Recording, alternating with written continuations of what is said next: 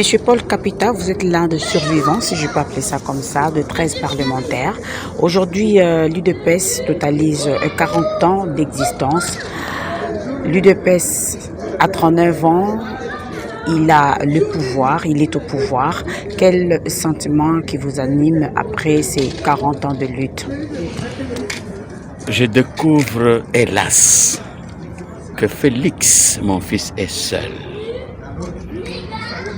Il doit se dire ceci.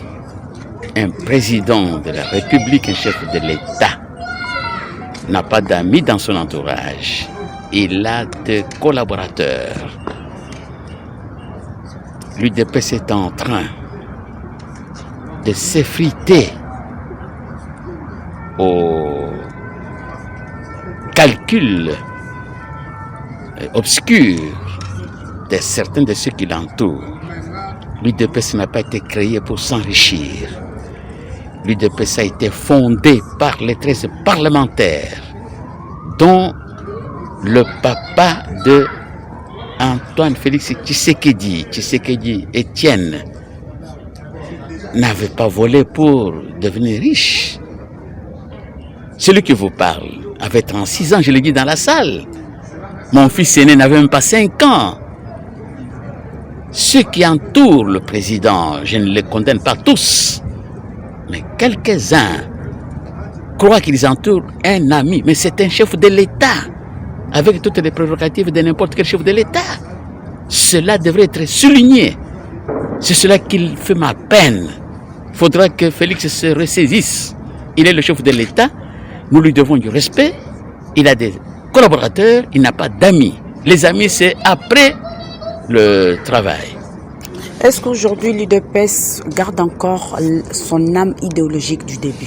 Non, puisque l'UDPS, nous ne l'avions pas conçu dans le sens d'opérer de prébendes, d'avoir des carrés miniers.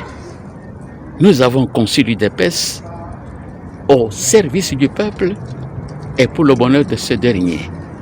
Personne parmi les 13 ne se retrouve dans les biens mal acquis ou dans la corruption. On n'est pas saint, mais nous avons comme caractère l'amour de notre patrie. Et un homme d'État ou un homme politique ne s'enrichit pas aux dépens d'un peuple. Un homme d'État, c'est celui qui consacre sa vie pour le bonheur de ses concitoyens. Dès l'instant qu'un homme politique choisit l'enrichissement illicite ou devient prédateur, on doit le liquider.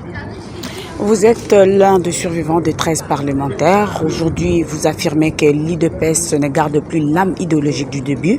Qu'est-ce que vous préconisez pour que vous puissiez faire revivre cette idéologie de l'UDPS du début?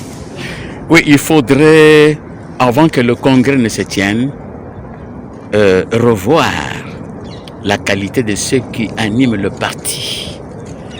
Le parti devrait revivre dans ses activités journalières l'esprit de l'idéologie. L'idéologie de l'UDPS s'appelle la social-démocratie, c'est-à-dire un socialisme démocratique. Pas comme du temps de Lénine, non. Staline avait démocratisé le socialisme. Et la doctrine de ce parti, c'est le solidarisme. Quand il y a beaucoup, on partage. Quand il y a peu, on partage. Conformément aux proportions du volume de ce qu'on a gagné. Mais aujourd'hui, c'est un scandale. Mais vous êtes l'âme de l'UDPS. Est-ce qu'il n'y a pas moyen à votre niveau, à vous, d'organiser des séminaires idéologiques? Mais j'organiserai les séminaires à quel titre? Moi-même, je n'ai même pas de quoi mettre du carburant dans ma voiture. Quand je vais à Kinshasa, je marche à pied. Je n'ai pas de miracle à opérer. Mais les parvenus roulent carrosse. Quand ils nous voient sur la route, quel respect peuvent-ils nous vouer? Vous avez un sentiment de déception? J'ai un sentiment de révolte, pas de déception. De révolte. Parce que je n'ai jamais vécu comme je vis maintenant. Je n'ai jamais souffert, moi. Je n'ai jamais marché à pied. À Tchikapa, Louabourg ou à Kinshasa. Mais aujourd'hui, quand je vais à Kinshasa, parce que mon argent est bloqué par un semblant d'État qui avait précédé Félix, je dois me retrouver sur la rue, et prendre les brouettes, me mettre à côté de n'importe qui, au point de me faire assassiner. Ça ne se passe qu'au Congo. Des parvenus roulent carrosse.